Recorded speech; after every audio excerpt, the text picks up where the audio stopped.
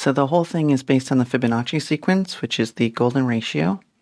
And from the golden ratio, we can derive the golden spiral. I started out in Photoshop and drew a bunch of boxes to the Fibonacci sequence until I had all of these squares aligned in the pattern of a golden spiral. To get the curved sections of the spiral, I then drew a bunch of circles so that each box would be exactly 1/4 of each circle. This let me have the progressively larger curved sections that I needed to draw the golden spiral. From there, I took those line segments and merged them together, and then in Photoshop, I just fattened that line out using an outline tool. Once it was wider, I had to make sure that I could figure out where my axle would go. Where's the center point? To figure out where to put the center of rotation for this machine, I needed to know the thickness of the material to make sure there was enough space so they meshed appropriately but didn't collide. I knew I wanted to use 3/4 inch thick plywood for rigidity, and so I was able to draw a cross-section representing that size in Photoshop,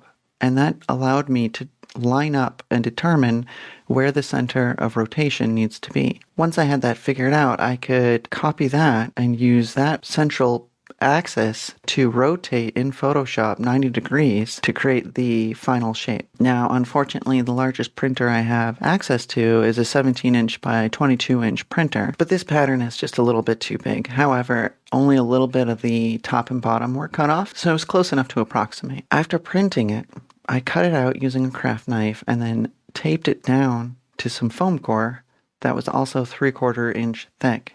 I actually had to double these pieces up to make the thickness that I needed. This let me cut out foam core mock-ups of what the plywood shape would be, which let me test the theory to make sure that this machine would actually mesh like I thought it would in my brain. Confident that it would work at this stage, I screwed 2 pieces of 3/4 inch thick plywood together so I could cut both of those plywood spiral discs out at the same time. This let me ensure that they were as close to the exact same thing as I could make them. In order to cut it out, I drilled relief holes with a drill and used a jigsaw to get rid of the majority of the material. I then used a combination of router with router bits and a Dremel to carve out and smooth out all the edges. I also went in with a lot of files and sandpaper and cleaned it up as best as I could. I had to put holes in the T-junction and the end caps of the black iron pipe to accept bushings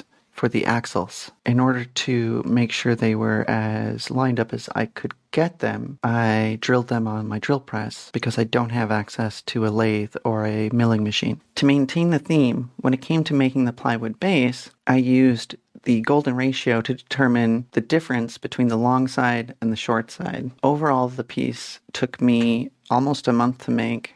It was pretty expensive. It was extremely difficult to make, and I'm very proud with how it came out. It does run forward and backward.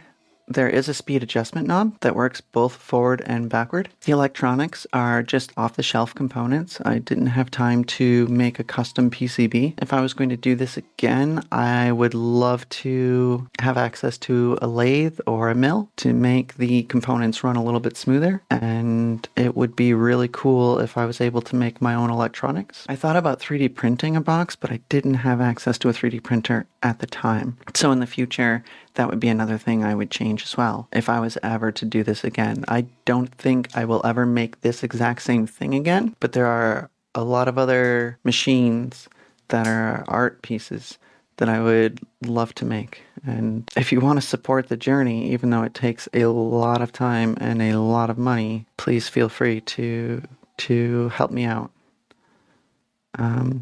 Thanks for watching, and thanks for your support.